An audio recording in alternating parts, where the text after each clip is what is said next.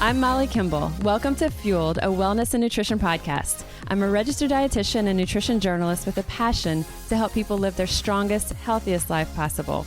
In my weekly TV segments and columns, there's a limited amount of time and space to cover everything, but there's so much more to share. This podcast is my opportunity to dive deeper into the topics you want to know about. In this week's episode, we take a look behind the brand. We are joined by Billy Bosch, founder and CEO of Iconic Protein. You've probably seen Iconic. It's a ready-to-drink protein drink, among other products they have that we'll be talking about. But you've probably seen it on shelves from coast to coast. And if you are familiar with Iconic, then like many, you probably have the impression that it is this big entity, this giant company. But the reality is that the team behind Iconic consists of Billy and a very close-knit, but also very, very small core team. And I actually worked with Billy in the creation of Iconic years ago, serving as a nutrition consultant on what ingredients to include, what to avoid, essentially what matters to the consumer, and also what wasn't available in other products on the market. It's been almost a decade since that initial R&D phase, so I was really excited to catch up with Billy recently to hear really where things are now. And he shares with us the reality behind the brand, what goes into creating and launching and expanding a brand like Iconic Protein. How did he even start in terms of product development, marketing, getting financing, and especially letting people even know, getting exposure for a product then on what was then especially a very threadbare budget. And then now, how do they decide what types of new products to launch? And how do they stay relevant in this market that's ever-changing, always filled with more and more competition coming out? And Billy talks to us about the pain points along the way. He's super open about this, very candid, which I really love and appreciate. He shares with us how he learned to let go of what he thought was the right thing to do or what he thought we wanted, the consumer wanted, and instead really learn to trust his customers and their feedback. And we talk about how they land on what new flavors are going to be, how they decide what to name them, and in several cases, why they had to rename them. And Billy is one of those people, as you'll hear, he's one of those people who's always learning. He's always seeking to improve, to grow, to learn, not only as it relates to Iconic and his business life, but also in his personal life. And he's learned a lot over this past decade, and he graciously shares his insight and his experiences with us. And also, before I forget, Billy and the Iconic team are also generously offering our listeners a % off, 15% off of orders through drinkiconic.com. Just use the code MOLLY15. So with that, here are the highlights from my conversation with Billy. All right, so welcome, Billy. I am excited to have you joining me. Hey, thanks so much for having me, Molly. I'm excited to chat with you today. So for people who aren't familiar with Iconic, I know that a lot of people are, but if someone isn't, kind of just give someone the rundown, the summary, if you're introducing someone to it for the first time before we really dive in, so that they've got a little bit of an idea as we start to kind of talk about how you built this brand. Certainly. Yeah, the short of it is Iconic as a nutrition brand. You know, we seek to really empower people in their personal, diet and lifestyle to really empower them to be their inner Iconic. And that starts with making convenient, nutritious products that are, easy to drink, really tasty, and just in overall convenient formats. And the first product we came out with is a product called Iconic Protein. And essentially, it's a protein drink that's high in protein, super low in sugar, and serves as like a breakfast or a snack during the day.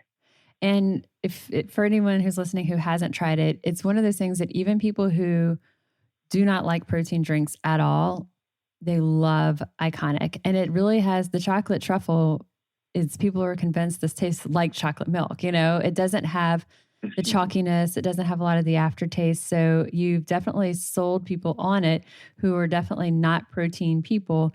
It's been a really great way for people to introduce something like this into their diets. So talk to us about the birth of Iconic and what, bringing something like this to market. So It was 2009 or 10? Yeah, it was right about 2011, Okay. and we might have got in touch a little bit before that. And for your listeners that aren't aware, I don't have any business being in the nutrition space. A lot of people say, "Well, what is this guy doing? Like, how did you start this company?" I didn't know what I was doing when I started this, like many people that start a company, and but I had a problem, and I wanted to solve it. And my problem was one of what I'll call a quarter life health crisis, where I worked out, but I really ate whatever I want in my kind of late 20s, and I thought I'm fine. But I went to a doctor for my annual physical, and found that I had high cholesterol. I didn't realize this was a problem, but I had chronic acid reflux and a couple other health related issues. And the doctor gives me a prescription and says, "Hey, take a few pills every day and you'll be fine." And I thought, it seems crazy to have to take a few pills every day in my 20s. Like, I'm a young guy. I feel like I've seen older people do this, but why now? And I sought another solution. And in my search to understand what was impacting my body, realizing it was the food, I got in touch with you. And I said, "Hey, Molly, you don't know me, but I've got some questions about my diet, and I think maybe this can help resolve things." And I recall you saying basically to the effect, like, this is a diet thing. You need more protein, more fiber in your diet. You need to, trim down on the sugar. You need to curb your hunger, so you're making better choices, when you do go out to eat. And I said, "Oh, cool. It's like a protein drink. Tell me what to buy." And then you say, like, "There's nothing out there I would recommend in good faith. Like, everything has a but." Everything has a but. That was like our thing, right? Yeah. Everything either at that Totally. time had so much sugar or it had artificial sweeteners. So there was things, that were fine. You could do protein drinks, but they were all almost artificially sweetened, or it was cumbersome and clunky. You had to mix your own, make your own and stuff like that. There wasn't something that tasted good, completely all natural and low sugar, kind of all those pieces together. And so creating Iconic, so it was 2011. So had you ever done anything like this before? Or what was even going through your head when you're like, "I'm going to start this brand"? Because that's a giant undertaking. Totally first time. At first go, didn't have any experience, no business doing it. But it was a real passion of mine to solve this problem. I'm a chronic oversimplifier, which is like a blessing and a curse. And I thought, okay, like, how hard can this be? Like, put together a recipe, find some ingredients, put it in a bottle, put it on a shelf. Like, what is that? 4 steps? Like, you got this. Like, it's going to be 6 months. I remember you thought it was going to be about 6 months. Yes, I really did. I thought where we are now would take, like, I don't know, a year or two. Right. And man, what a surprise. So it was pretty daunting. But of course, a lot of people that start businesses, they wouldn't have gotten into it if they would have known how hard it would be. And probably the same thing for me. I would have done something a lot easier in hindsight. And you had marketing experience, though. You had worked with brands before, kind of on the marketing side. And I think that you thought, well, I've got that covered. Like, I've got the marketing covered. And again, kind of like you said, like the king of oversimplifying. You're like, if I know how to market it, it's all good, But yeah, exactly. So I had marketing and sales experience, and I had marketing and sales experience, and I thought, okay, I'll just, I've already done this before. Like, how hard can the supply chain and financing piece of this be? For existing products that already had the place in the market, you were doing a bang up job on the sales and marketing, but the whole creation of it. What is your degree in? Actually, business management with a concentration in HR, funny enough. Okay. Yeah. Which is, I happen to be using. Yeah. All components of it. So before getting into kind of like, okay, how did this formulation work? How did you come up with the name Iconic? I remember we went through a lot of iterations, like Roxy was one. Moxie. Moxie. Yeah. Yeah. Originally it was Moxie, and we were going to do nutrition plus social mission. And it was going to be like a Tom's model, 1 for 1, buy a drink, give a drink. And then I learned about margin. I learned that beverages of this type have very little margin. So that's like a restaurant saying, hey, like, you can come here and we'll just give meals out of equal value. And like, restaurants are pretty slim margin for people that don't know that. It's just like very idealistic thinking. And then you're like, there's the idealistic, dream. And then there's, reality. Okay. Exactly. So we thought, okay, so we can still have a social impact. We can still donate product and find ways to improve the human diet and leave the planet better than we found it. But maybe it's not a 1-for-1. And then we realized, oh, wait, there's another product with this name that's a soda drink that's been around for 30, 40 years in the Northeast that I had never heard of. That name was out. And yeah, so we sat around. Actually, I pitched this idea originally after I had spoken to you to a group in New Orleans called the Idea Village. And, for those of, listeners that don't know, essentially it's an incubation program, accelerator program, whatever you want to call it, that takes in businesses and helps grow them. And, there's similar concepts around the country. And I thought, okay, what better place than the Idea Village? Like I'll go to them with the idea. I pitch it. I say, here's the PowerPoint. Here's the idea. Here's, I've got, Molly Kimball's giving us advice and she's going to help us like work on this and create this awesome drink because it doesn't exist. And they say, great. What stores are you in? Where can we buy it? Where can we try it? And so that's the thing. I need your help to make it. So basically they helped us. They brought us into this program a little bit unsure of if we were going to come up with a drink or not. And the first thing they said is, okay, your name's not going to work because you can't trademark that. Somebody else is using something similar. So we sat around in this room with just all whiteboards and just mapped this out. And we went through this exercise. It's like a naming tree. And you list all the kind of objective terms related to your product. So like, what is it? It's protein. It's got low sugar. It can be used for breakfast or a snack. And you list all these things out. And then you list all the subjective words as branches of those words. So you say, okay, it's tasty. It'll make people feel good. It'll make people feel, healthy, or all these other terms. And one of the things that came out were icons, because I said, okay, I want to simplify nutrition for people. Like healthy shouldn't be hard. So what's more simple than an icon? Like let's just show people the occasions and the benefits with iconography. And that kind of stuck. And then we looked at, okay, what if we call it like Icon or Iconic? And it just so happened that Iconic was open. So we filed a trademark, and, I guess within 6 months of kind of getting this whole concept going, we had a name, and we thought, okay, this is cool because we can not only have iconography on the bottle, but we can also have, use this to kind of make a claim and say, hey, look, like this is consumer empowerment. Like how can we make the customer an iconic version of themselves, not just like, oh, strive to be someone famous. Like, forget about that.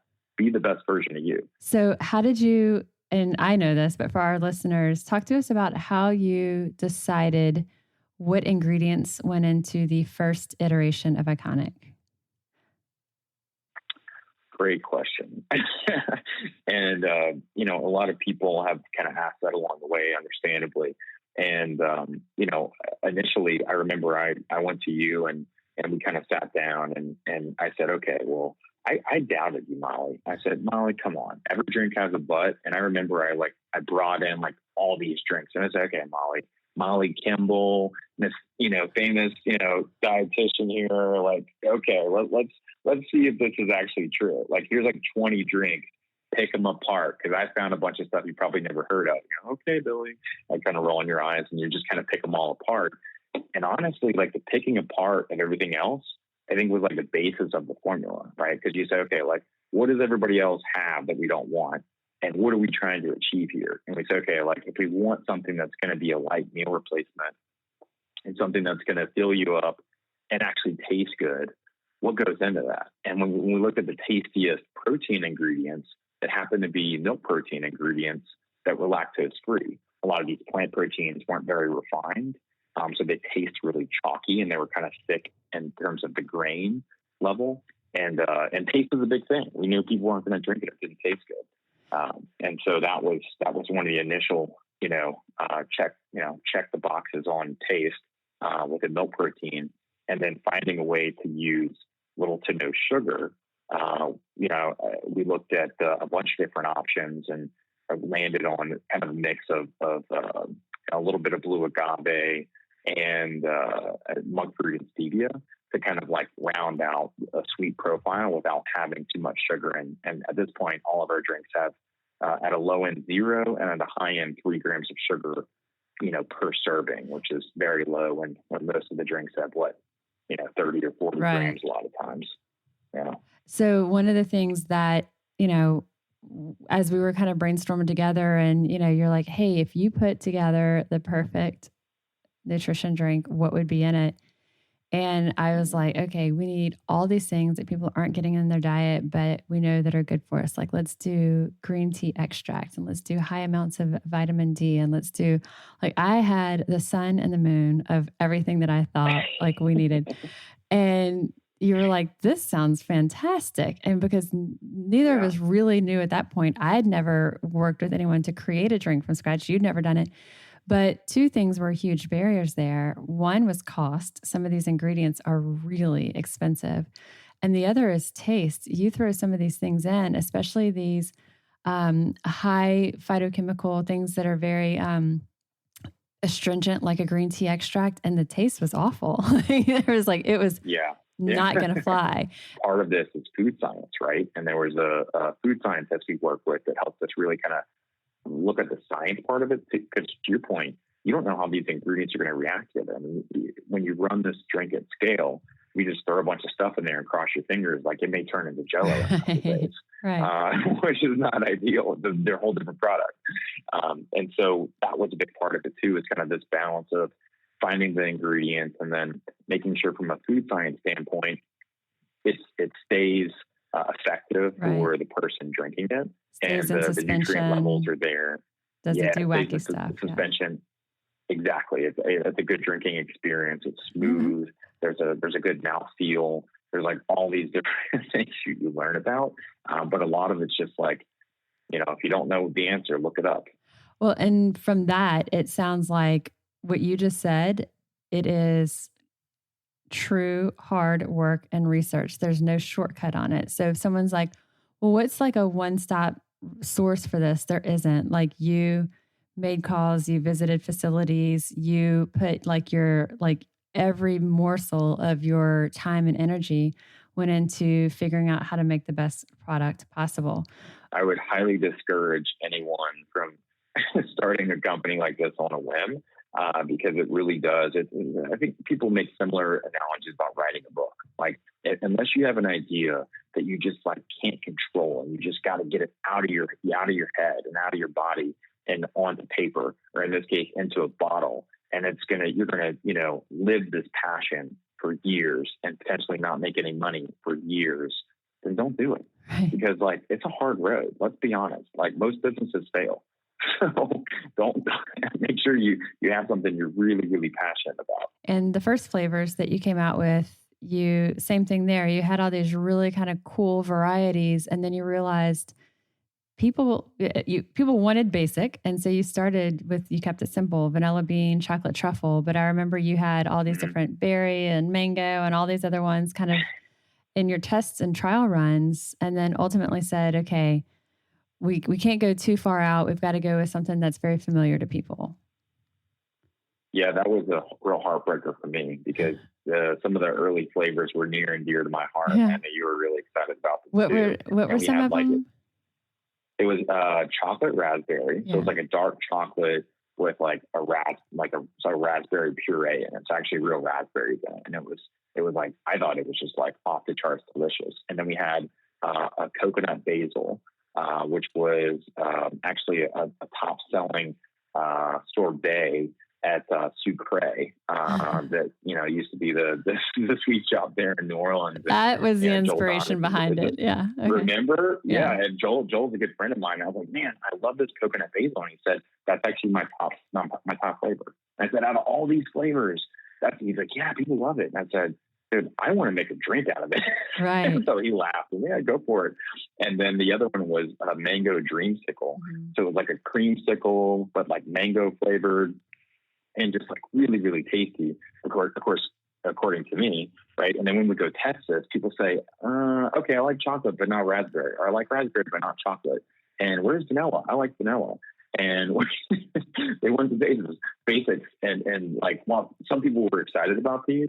it was really clear that like we weren't going to get any type of mass adoption with those flavors. That was probably a big So we learning thought out of the gate. experience for you. And I would imagine maybe one of the first learning experiences of like listening to consumer feedback, because you had up until that testing time, this had all been in your head and your hands and your development. And then that was some of the first pieces of real feedback. And you had to really like, you know, come out of your own brain and where you'd like, man, these three are so fantastic. It'd be really easy to think, you know what, I think I'm right about this and go with those initial three. But instead you listened, you put that aside and you went with what consumer feedback told you.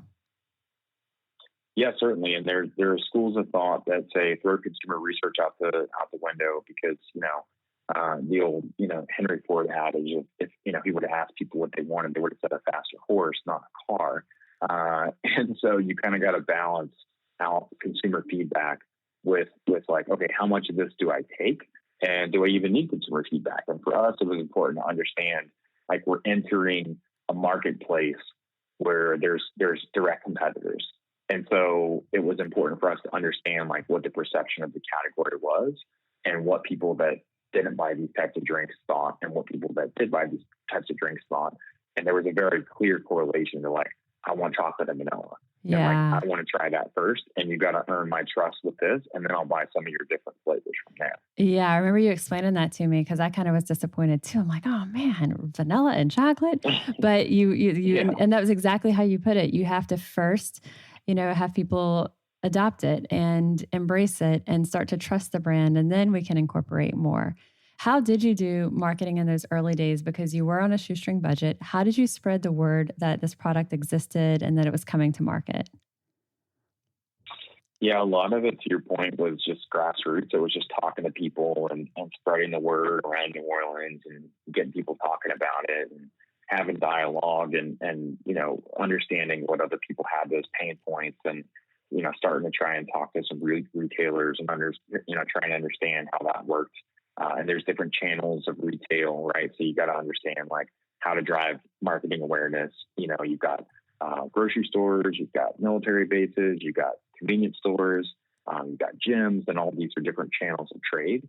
And at the time, I would say like, 2011, we're talking like, social ads and whatnot. Like, I don't know that they were like where they're at now. That's a big part of our marketing strategy now. And maybe it should have been more at the time, but it didn't seem to be as big of a thing then. There was a lot of word of mouth. And once we did have samples of the product, it was like a lot of grassroots sampling. So going to the Crescent City Classic or going to different races and, community events and handing out samples. And then we realized, okay, it's one thing to give out a sample of like, a Red Bull or, an energy drink of some kind. And these things are like 10 cents a piece to make, right? And I'm oversimplifying, but they're cheap to make. And so they can give out a lot of product to sample. Well, our cost is high, right? We're handing out dollar bills to people. So when you're handing that out and then someone like takes a sip and says, I don't like the chocolate, let me try the vanilla. And they toss it. You're like, oh no, like, why would you do that? So, and you don't want to have to constantly pour little sample cups unless you're in a grocery store where you have time. So we thought, okay, knowing that I've spent a decent amount of time on Bourbon Street, and everybody's got these like shot tubes, right? I'm like, that seems efficient. So we actually found the shot tube companies. There was like one main one that we found that services all these bars on Bourbon Street for these shot tubes. And we ordered like 2,000 shot tubes. And like, this is going to be amazing. And then we realized we had to fill 2,000 shot tubes. So we had ordered these special fillers and squirt bottles. It's got like a special tip on the squirt bottle to like get inside the tube. They looked really cool. They look super cool. But it was kind of confusing because we even got them branded. We got the logo on them. And then we had these tubes we're handing out to people and people were like, oh, cool. So this drink has 20 grams of protein. And we're like, no, this is like a shot. This is a sample. They're like, I'm confused. Right. I'm like, oh boy, this is, and then just having to fill them all, it became a bit of a hassle, but it was a fun experiment and just trying to find a way to like sample a lot of product in a less expensive way. And I think we went up saving a few bucks, but it wasn't as much as we had hoped for. So we inevitably kind of went back to just handing out bottles to people and trying to educate them on the flavor profile and the ingredients to make sure that they would, were more likely to actually enjoy it. And constantly looking for ways, like the shot tubes for samples, but constantly looking for ways to kind of make the brand stand out and what makes it different. And that's different than the typical little cups, So as you're moving into new product innovation and all, how do you, and you're well beyond just the vanilla bean and chocolate truffle now. How do you decide on the new flavors? Like, and I know you have probably a new idea for a new flavor every single day. How do you narrow down which ones to commit to actually produce? And then second part to that question, how do you decide what to name it? Oh, great question. So first part of the question, a lot of it is, it's part of they're my ideas, they're our team's ideas. We kind of get together and we're always having a brainstorm and ideas bubble up all the time. And then the other half of it, maybe even more than half, is just consumer requests. And we'll hear people say, like, for me, I really wanted to do some kind of berry flavor, like a strawberry or something like that, as a third flavor. And then when we tested this, we said, okay, would you want to try a strawberry or a mango or a this or that? Like, I didn't even know if coffee was on my list. And then a lot of people were like, I want to try this in coffee. I want a coffee version of this with like actual coffee in it. And I'm like, dude, I don't even drink coffee. Like this doesn't help me. But then I realized, like, it's not about helping me. It's about helping other people. And if everybody wants coffee, let's give them coffee. And that became our third flavor. And that's been generally our number 2 bestseller to date. And it's been a real big hit for us. And people love this combination of protein and caffeine. And, it's got a full cup of coffee in it. And we've got a powder version of that. It's done well out of the gate. And so that's the other half of it. And in terms of naming.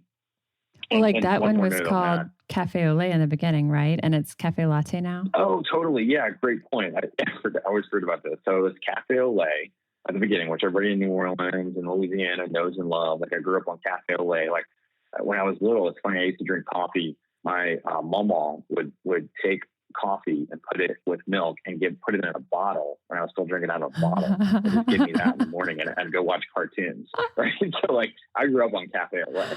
That's milk, hilarious. Right? She's like hopping you up to plop you in front of the TV. I know. My parents were like, what are you doing again? What are you doing again? And then I was just like hooked. Right. And then eventually I was like, I don't need coffee anymore. I'm good. And I still drink it time to time. I'm just not like a daily drinker. And but it's funny because as we expanded outside of Louisiana, to fast forward a little bit, we're going to Texas, we go to some of these other states. People were like, "Oh, I like the cafe latte version," and I'm like, "Dude, it's cafe au lait." And they said cafe au lait, right? And we're like, and they're like struggling to say the words, and I'm just like, "Dude, this is crazy. What?" And I just realized that it's kind of a Louisiana thing. When you go to other parts of the country, it's not as common for people to know what cafe au lait is. And people just started default calling it cafe latte, even though it clearly says cafe au lait. And again, we said, you know what? Like, why are we fighting this? Right. Roll with it. This. Yeah, totally. And I had actually looked up online. I said, you know what? Let me see what Starbucks does. I didn't even think cafe latte is a real thing. And sure enough, they have cafe latte. And I did some reading. And I realized that they used to have cafe au lait, which is coffee and milk. No way. Literally translated. And then they just said, no one knows how to say this. They kind of have the same problem. And then they went the same thing. They said, oh, we'll just call it cafe latte, which is totally made up. Right. Like, it's not proper coffee terminology. And so anyway, so we said, you know what, like, let's just like make this easier for people, because we're all about like serving the customer and making it easier for them to understand. And then you launched what's now called turmeric and ginger, but it was first called Golden Milk. It was. And we got a lot of questions on what golden milk is. I remember doing like a couple of race events early on when we launched this. And some people were like really confused. Some people were like offended. Some people they were offended. They thought it was like something like some kind of like dirty sex terminology or something. And they were like, what is this? Like, and like, they're like suspicious at you. Yeah. Watching? Yeah, I know, right? And it's just like off the wall. Like, it was just like, was really confusing for everyone was the short story of that. And golden milk is a so thing. Like you can find recipes for golden milk that is turmeric, it's ginger, it's, and you can use different milks, almond milk, and you can heat it. And there's recipes all over the place. Dr. Andrew Weil is a huge advocate of it. So golden milk is truly a thing. And you were like, this is brilliant. We're going to put turmeric and ginger into this iconic and call it golden milk, and everyone's going to know what it is. And then you're like, no one knows what it is. So then you just went to we're just really confused. Yeah. Well, the killer was when people would try it and they say, oh, like, okay, I'm good. I don't know what that is. And they say, oh, well, it's got turmeric and ginger. Like, I love turmeric. And it turned out that turmeric is a more, turmeric, however you want to say it, is a more popular, like, functional ingredient and like more like understood than quote unquote golden milk. So it's okay, let's just call it what it is. Yeah.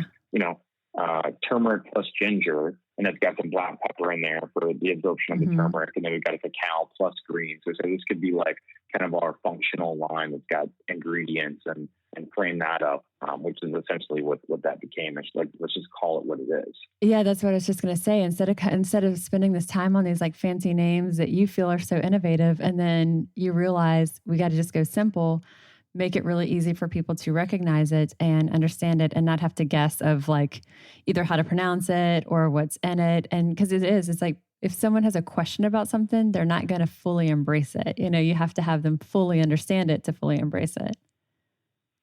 Yeah, exactly. Okay. I think just in hearing you, I think one of the biggest takeaways for me is how well you've adapted to putting your own ideas of what will work aside and really listening to consumers.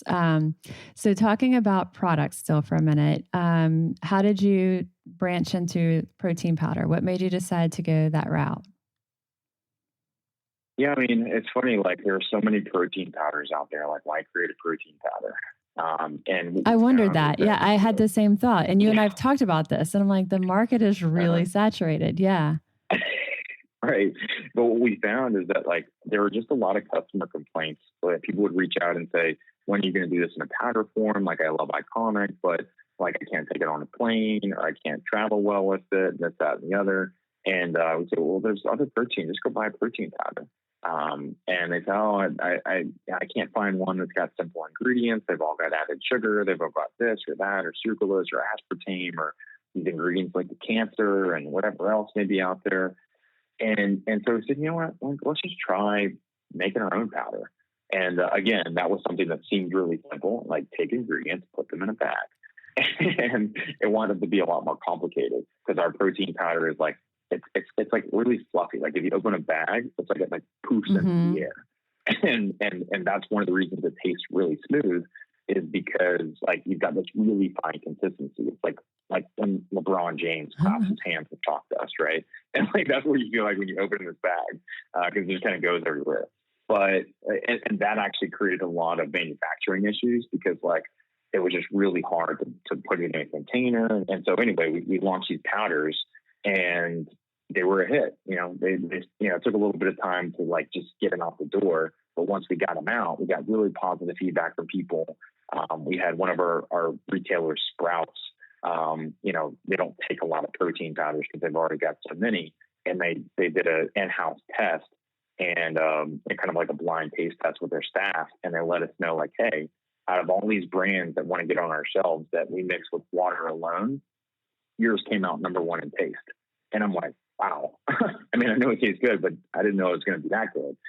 So that was really encouraging to hear retail feedback like that and then customer feedback. And so, yeah, now we've got powders and we just launched the Cafe Latte powder and we'll be launching more powders over the next year here. So currently vanilla bean, chocolate truffle, Cafe Latte, and then also an unsweetened protein powder, which is fantastic for baking also that you can do. Yeah, that's been really popular. Funny enough, like the chocolate is our bestseller with the drinks and vanilla has been by far the bestseller with the powder. I guess because it's more versatile. One of the things that I'll encourage people to do with protein powder, which seems really odd, but clients love it once they do it. If they are eating a carby breakfast like a whole grain cereal or oatmeal, take a protein powder and vanilla works best for it. Dissolve it in a little bit of like say unsweetened almond milk or regular milk and kind of make a little slurry and then put that through your oatmeal or use that as your milk over your cereal. And vanilla is just very versatile in that. Not that that's the reason vanilla is your best seller, but there's like so many things that you can do with protein powders that vanilla can kind of be really versatile. I also think, going back to Sprouts for a second, I think it's really admirable that they take the time to truly do, taste panels with their staff. So it educates their staff about the products, but then they're really like, they know they're embracing these products before they take on a brand. So that's really admirable for them as a store. And the last on the products that we'll kind of run through is Iconic Kids. This is one that is just about to launch, right? Correct. Yeah, we're actually running production on it as of the recording of this podcast. We're supposed to be running production today. And of course, due to COVID, I'm not able to go to the production facility, which I normally always do for the first run of something. But yeah, we're scheduled to run the 3 flavors of our kids line. And then we're going to be launching it in May. So this coming month. And cool names: Fruity Fiesta, Vanilla Vacay, and Chocolate Carnival for the kids. Were there certain considerations that were different for a kid's product than something that's typically marketed to adults? Wow. We thought, what if we had this crazy idea that's like something that has like, it's meats and vegetables. So it's like a full serving of organic green vegetables. It's got 0 sugar, like no sugar at all, but it tastes really sweet. And when I think about like what I liked as a kid, like I love cereal, so I thought, wouldn't it be cool if this tasted like cereal milk, like really sweet, kind of fun to drink.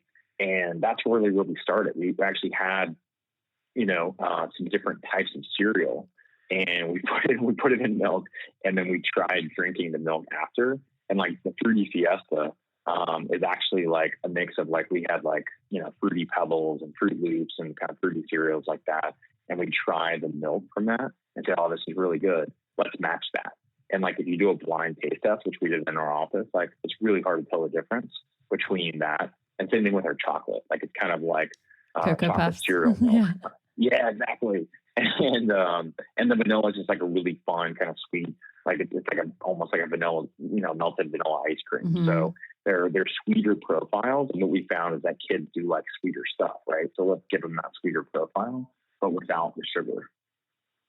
I can't wait to see these, to try these, and to have them in people's hands. I think that's going to be a really cool thing, And a lot of kids do like, enjoy, and drink the regular Iconic. But to your point, if this is a little bit sweeter, the flavors are a little bit different for kids who it might not be appealing, the traditional one, this sounds like it's going to be an easy sell.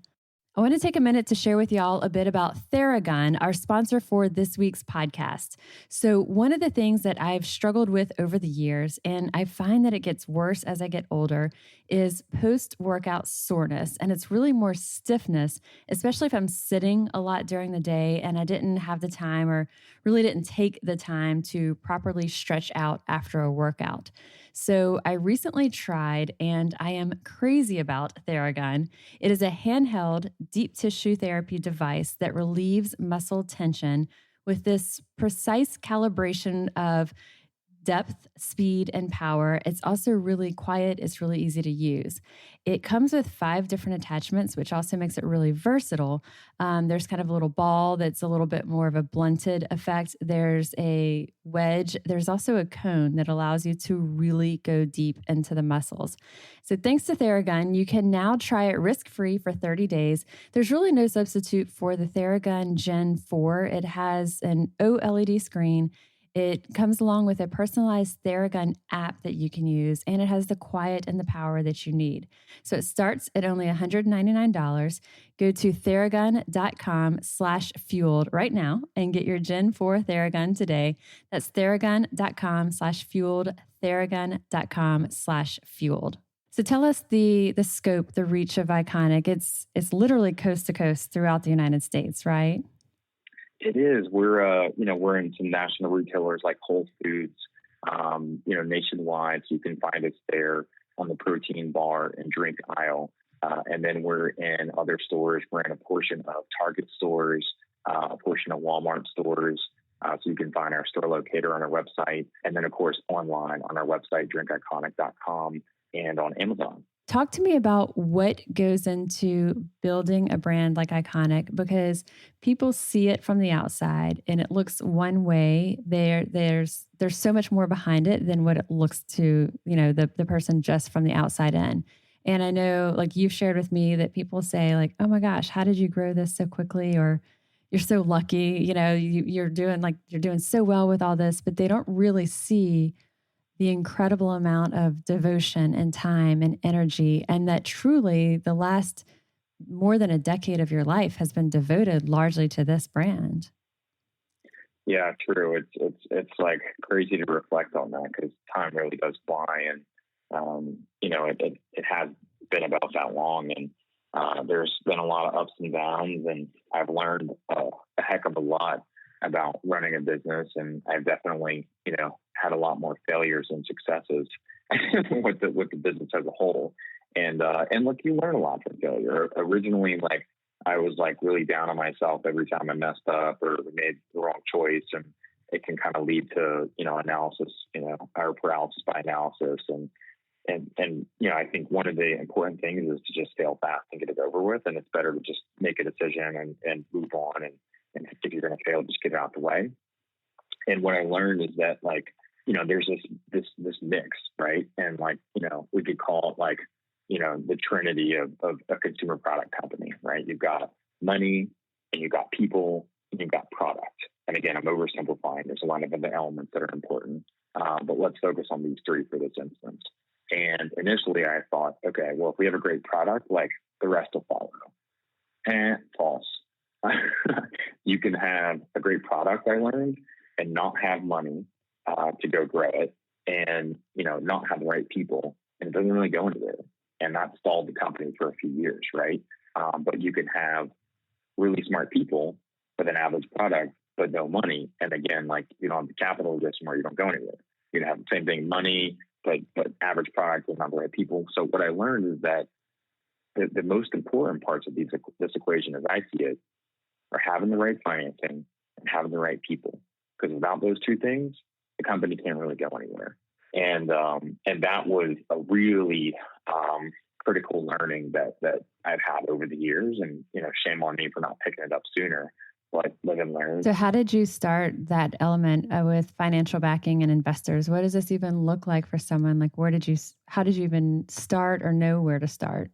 Well, it's funny because, I thought, okay, I've got the marketing and sales side down. I got a great product. I remember going to call on Rouse's, down in Thibodeau, and it's a grocery store for our listeners if you're not local here. Yeah, certainly. And I go down there, and that was one of the first stores I called on. It was them and then Robert's, another great grocery store in town. And I just remember sitting in my car before those meetings, and I'm like, okay, like, how do I calculate margin again? And like, what does it need to be? And like, what is it? Like, it was like, math is not my strength, I'll be honest, but it had to become more of a strength of mine. And just kind of understanding, okay, like, this is how much we're going to make. We'll make a little bit of money, but we're gonna make less than we need, is the important part of that lesson. So financing was a big learning for me. I thought, okay, like, I got to go figure out where to get money, and I go to banks, and I go to the people, and they say, okay, you don't have any cash in the bank, we're not going to lend you money. And again, like, it was a real learning. So I went out, and I first I hit the business plan competition circuit in New Orleans. So I went around and kind of pitched at different events, and the first few were like really bad. Like, for anybody that has a fear of public speaking, like I do, and a lot of people do, like, you don't want to get up in front of 1,000 people and share your idea and ask them for money, because it probably won't go well, and it didn't. But after a few of those, it's like you just rip the Band-Aid off and go do it. And what I found is that, like, you can get good at anything, if you do it enough and put time into it. And I actually was able to win about $250,000, all said and done, between, cash and services and other things like that. And the community, from the 2-lane business plan competition to the Idea Village to the New Orleans Fire Innovation Center to Capital One had one, Jefferson Parish had one. It was like a few of them. I was kind of on streak there for a little bit, and that really helped seed fund the business early on, and then I found other sources of capital. So truly pitching your products to these panels and people vote on it. You're pitching against other companies.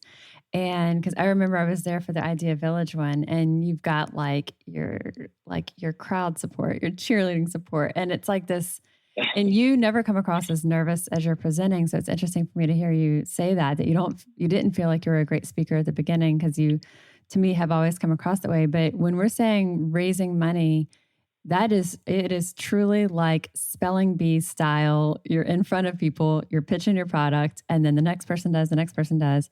So just helping our listeners really understand, when you say you raised this kind of seed money, it was really putting yourself out there, putting yourself in these entirely new situations, and not an easy way to do it.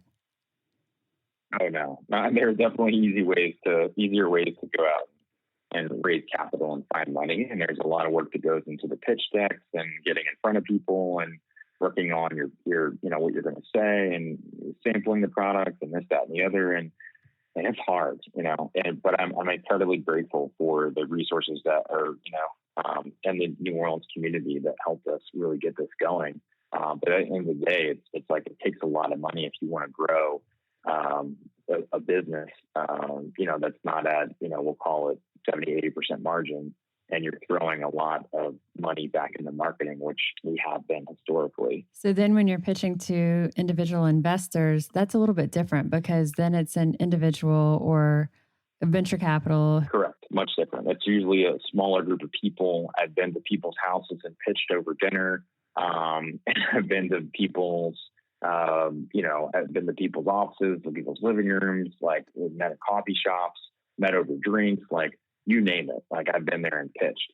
So there's really kind of a variety of environments and a variety of, just like you've got different people, you've got different investors, and some, you have a drink with. And I had, one group of guys that they're still involved in the business. We had, a couple cocktails in Dallas, and they said, great, we're going to write a check. And they wrote a check for $200,000 in the business, the next day. A couple of cocktails and a $200,000 check, which was much easier than the months and months of pitch competitions you'd been doing, right?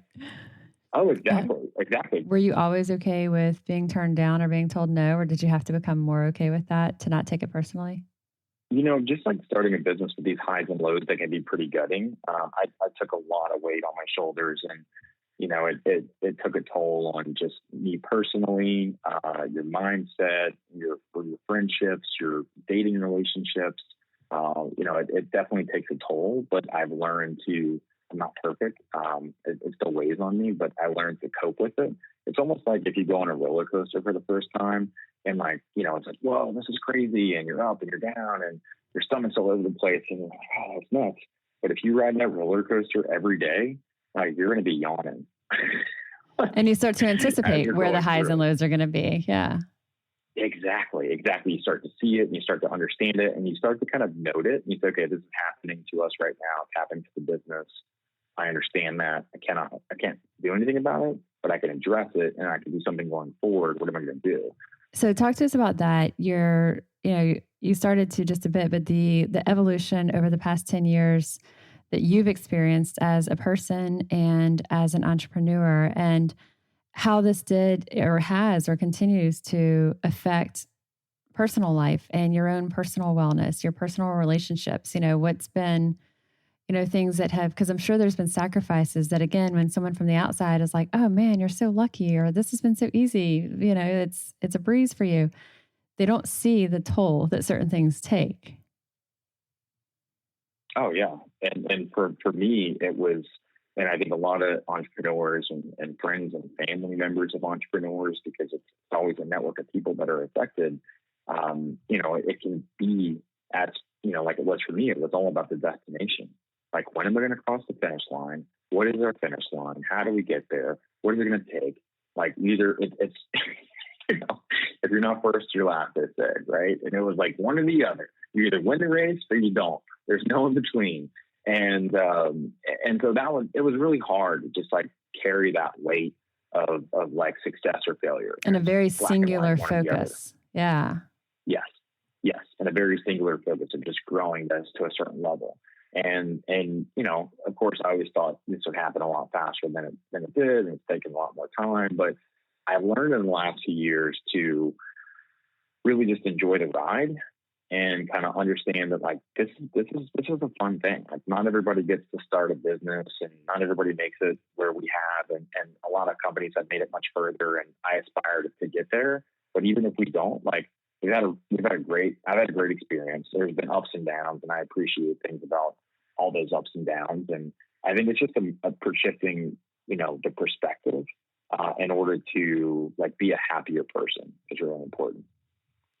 And you do a lot for development that is really centered on professional development, but ultimately is essential for your own personal growth. You're very involved with mastermind groups, deep into continuing ed, entrepreneur master's program. So tell us some of these things that you do, because I think it's very admirable that you continually seek knowledge and guidance, and you are very aware that there's so much more that you don't know, and you're always looking for ways to really saturate yourself. Yeah, totally. It's funny, like growing up, I knew early on I wasn't going to be like a professional sports player. Like I always got like the most improved player award. I started out awful and got like average. And then when I was really young, I asked my parents so many questions. They got me this book called My First Book of Facts. And it was just like basically like an encyclopedia, right? They're just like, here, kid, read this. Like, stop asking us so many questions. And so I guess I've always kind of had this like thirst for learning and getting better and self-improvement. And it's I don't know, it's just like of interest to me. And with this business, that's been one of the real challenges. Okay, like I don't know anything about finance. Like, how do I build a financial model? Who do I talk to? What do I do? Like a lot of things you can't really just hire somebody for, And so you've got to kind of, and even if you do, you've got to understand it. And so for me, that's been a big learning. Is like, how do you get more efficient at learning, and how do you bring in unique resources to learn?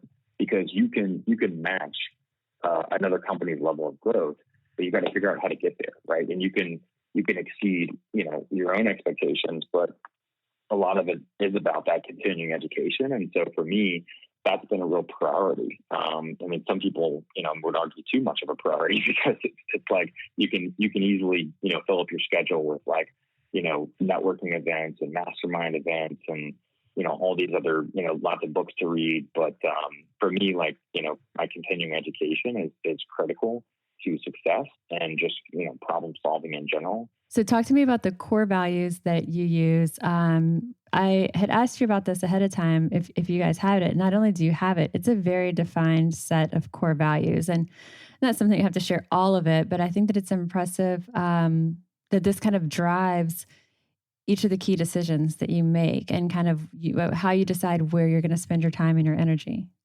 Yeah, certainly. And I think, what drives core values for us is understanding what our mission and vision are. And, our mission is to become a household brand name in nutrition, right? We want to be that value add for households in America. And we think that what we have is a lot better than what's out there.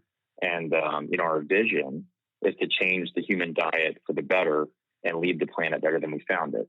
And that really guides the products that we make, and, how we interact with people and who we hire and what they believe and what they want to do in terms of an impact. Because I think for us as a brand, it's important. Like, we're not just here to make money.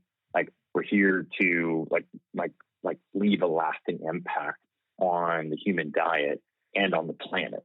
And I want to be able to win or lose, I want to know that we left that positive impact. I see that you really strive to put a lot of emphasis on relationships, on connecting with others, on continuing that education, that knowledge saturation. And you seem to do the most that you can do to not be distracted by things that can really just chip away at our time and erode our creative space. So things like email, or even like, our relationship with our smartphones or social media.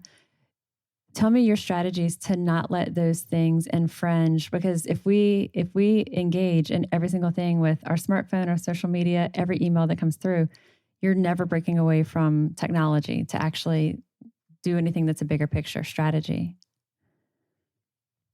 Yeah. And look, it's a battle. I don't know that I've ever achieved a level that I'm happy with that kind of, leaving room for creativity and disconnection. But I think I've gotten to levels that I'm pleased with in terms of like disconnecting from my phone and trying to stay off it on the weekends, trying to stay off it in the evenings, and really just kind of portioning out my time. Like I like to, I'm creative in how I view things, but I like to really kind of structure my day.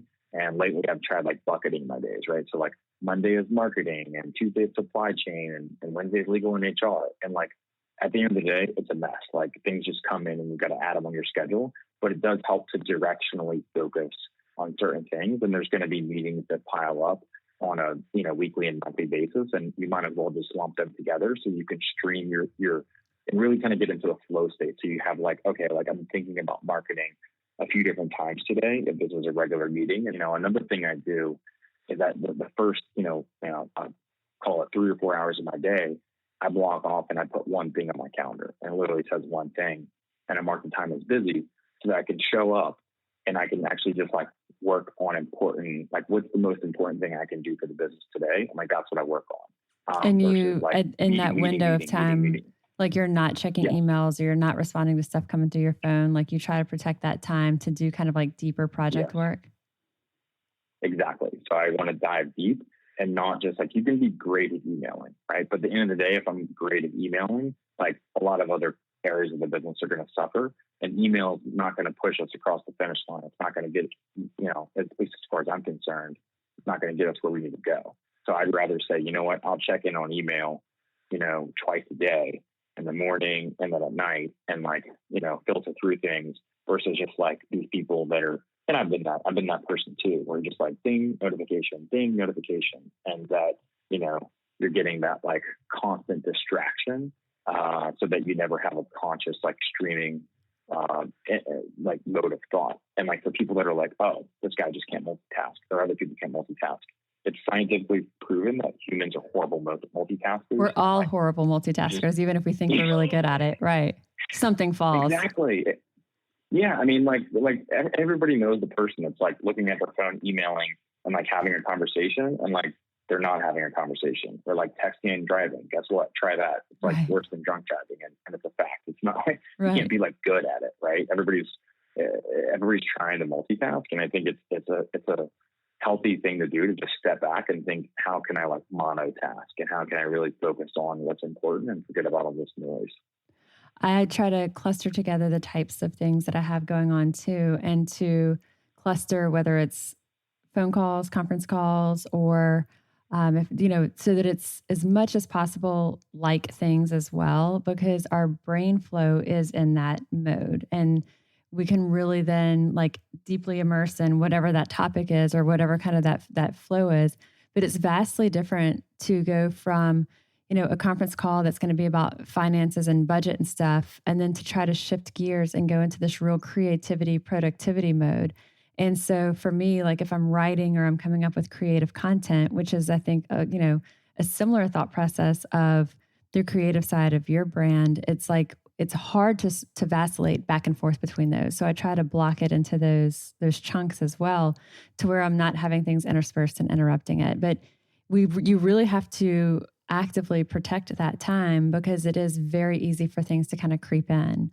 And then inevitably you get the email from a person the very next day or even later that day. Hey, you didn't get back to me yet. It's like, just give me a minute. Yeah, it's crazy. You know, it's like, you want me to be great at emailing, or do you want me to be great friends? Right. Like pick one of the two. I'm not going to be, you don't get both. What about social media? What's your relationship with that? Look, I mean, again, it's a struggle, right? Because it's tempting to just like go do your scroll on Instagram. If you're on like a conference call that, you're getting disengaged from, or you just need a break and you just need to like, be dumb for a minute and just like have some mindless, activity, then like it's tempting to go do that. But I've tried to limit my social check-ins to like once a day. Instagram's a little bit harder because like Facebook has a great desktop layout, and Instagram is just like a really bad version of their app for some reason, even though it's the same company.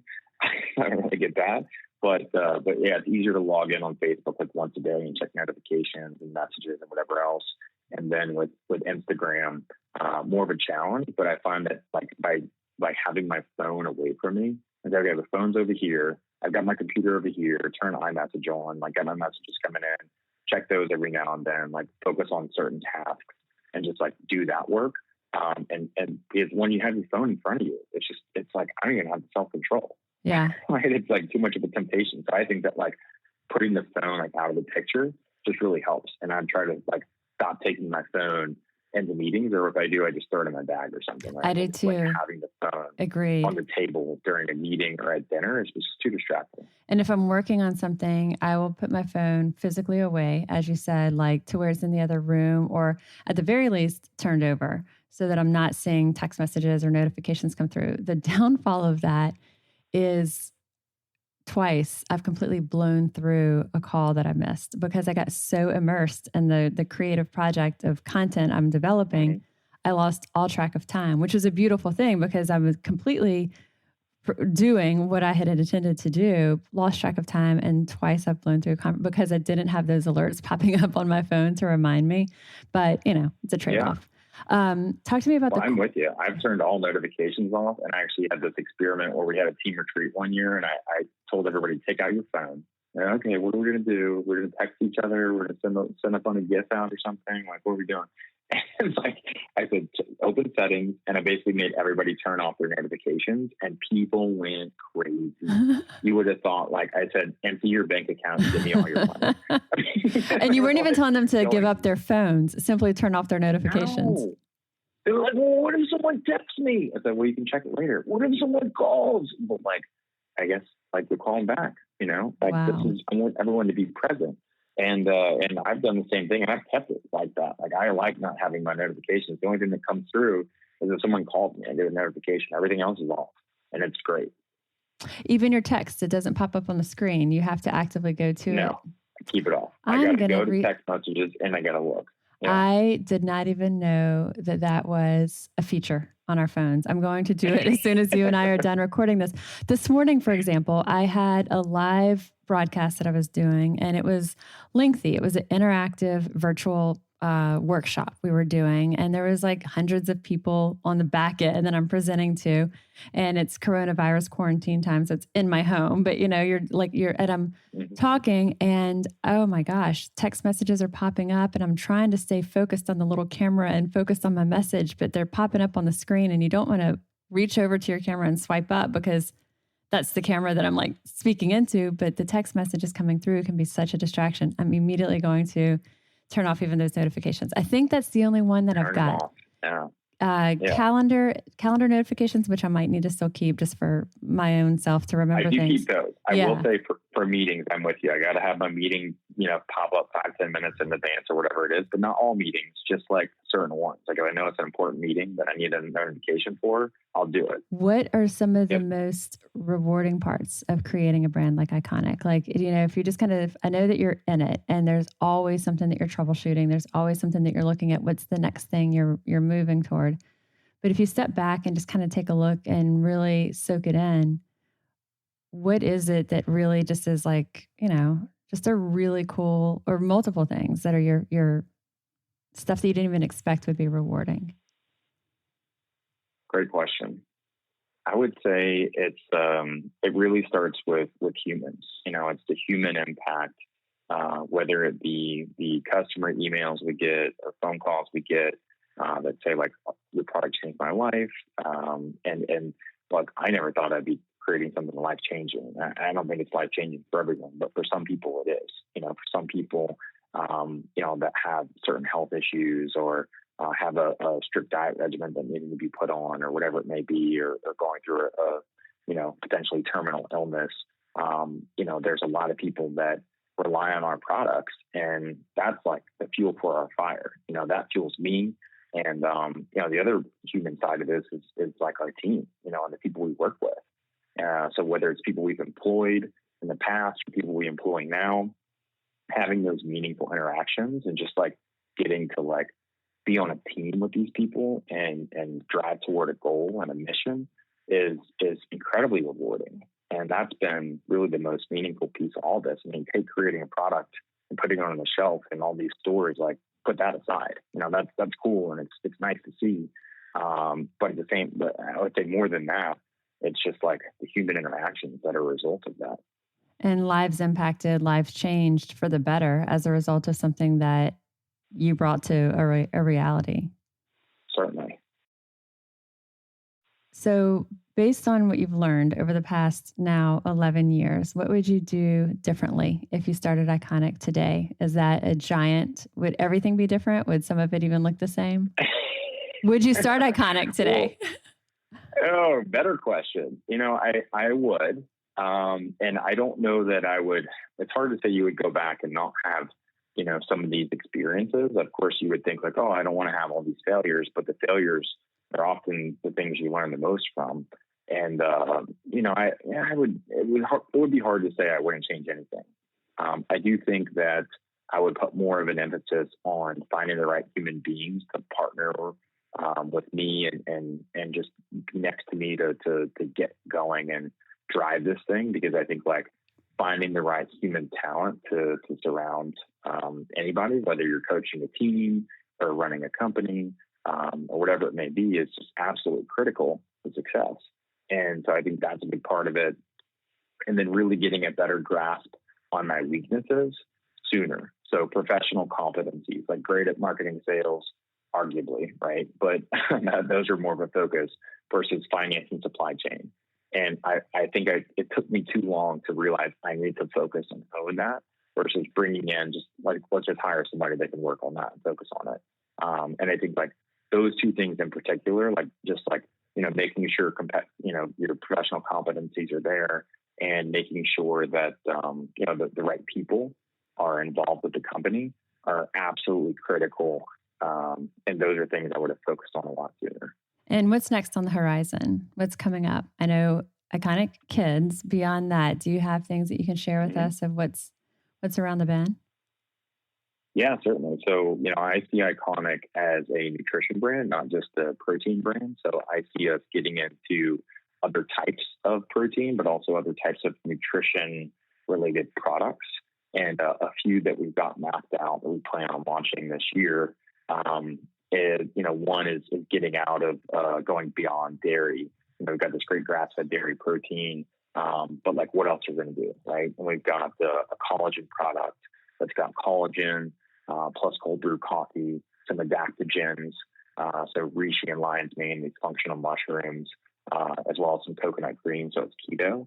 So it's like basically like start your morning with a ready to drink or powder version of this kind of keto coffee that's got collagen. So it's got some kind of, hair, skin, and nail benefits, some adaptogens to optimize your brain, and no sugar. And that's something that I'm really excited about because even as like I'm not a daily coffee drinker, like this stuff is so tasty that like, and the functional aspects of it, like sell me on it alone. So like that's a fun project we've been working on. And we've got some other stuff that we're not ready to release news on yet, but we've got a lot of fun innovations teed up for the next year or so here. So excited to get some of that out. And, that's really one of the fun parts of the business is just like innovation and figuring out how to get something to market. Is there anything else that we haven't covered that you think would be beneficial for our listeners to hear? Any insight for them? I would say that, if you're ever interested in starting a business, like it's important to go and talk to people that have not only started businesses, but have started something that's industry specific, and look, I mean, some people may try to scare you away, but it's important to kind of talk to a few different people. And even if they, have a lot of scary stories, like it's important to understand like what's going well and what hasn't gone well. And to your questions, Molly, like what would you do differently?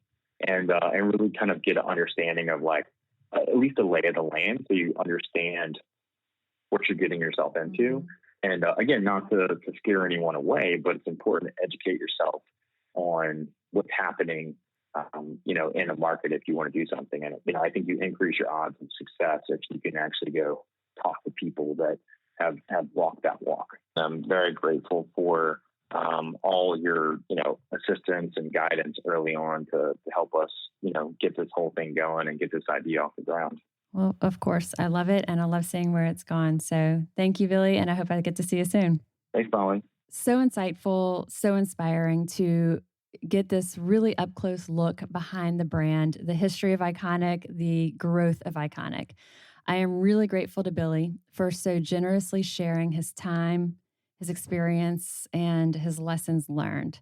I'll include the link to the Iconic website, drinkiconic.com, in the show notes of this episode. And don't forget, you can use the code Molly15 for 15% off. And a huge thank you to Billy and the entire Iconic team. I'm registered dietitian Molly Kimball, and you've been listening to Fueled Wellness and Nutrition, the podcast. If you would like more Fueled Wellness and Nutrition, please head over to mollykimball.com, and you can follow me, Molly Kimball RD, on Instagram, Facebook, and Twitter.